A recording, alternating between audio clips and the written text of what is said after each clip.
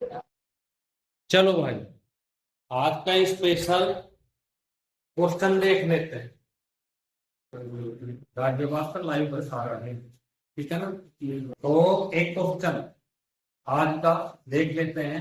ऐसे एक क्वेश्चन आप तैयार करते चलें। तो देखिए, ये क्या बना, एक वृत्त बना, तरबूज है ये, मार्केट से ले आए और तरबूज को ये इसका केंद्र ऐसे करके ऐसे काट के खा लेते हैं यार। ये जो काट के खा लेते हैं तो जो लाइन खींचती है वो आर कहलाती है, ये भी आपकी आर ही कहलाती, ठीक है। अब कितना आपने खा लिया, तो मान लीजिए यहाँ पे 7 सेंटीमीटर काटा हो, ये भी 7 सेंटीमीटर ही होगी।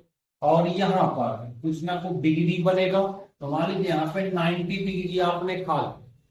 तो इसका मतलब है कि आपने इस पूरे तरबूज का, इस पूरे सर्कल का, वृत्त का कुछ इस तरह से ऐसे भाग आपने खा दिया, इतना।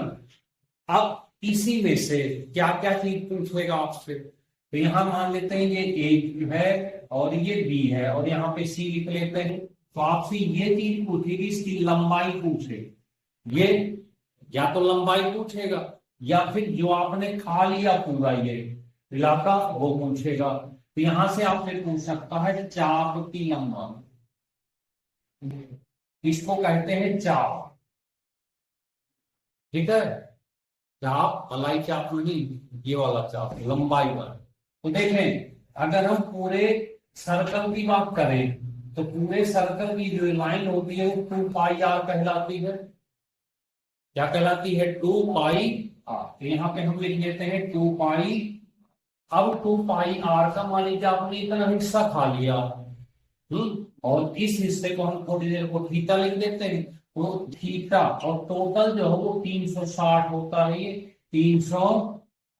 तो इसका मतलब है 2 पाई आर का थीटा डिग्री आपने हजम कर लिया, ठीक है। अब इन सब के मान रख लेते हैं। तो 2 22/7, आर की जगह 7 और थीटा आपका 90 दिया और बटे 300 काटे इसको।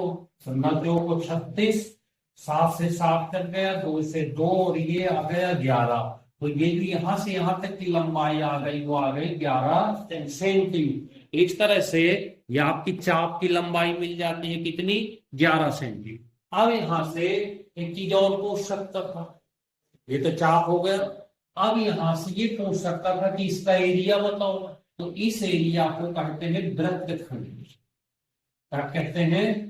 वृत्तखंड का क्षेत्रफल अगर पूछ ले आपसे तो देखना, इस पूरे का एरिया होता है पाई आर स्क्वायर। लेकिन हमें पूरे का तो चाहिए नहीं, हमें केवल चाहिए थीटा डिग्री का, और ये 360 हिस्सा, 360 का केवल 90 डिग्री चाहिए है। तो आप यहां से क्षेत्रफल भी निकाल सकते हैं। तो वृत्तखंड के चाप की लंबाई और वृत्तखंड के क्षेत्रफल की लंबाई आप बड़े प्यार से यहां से निकाल।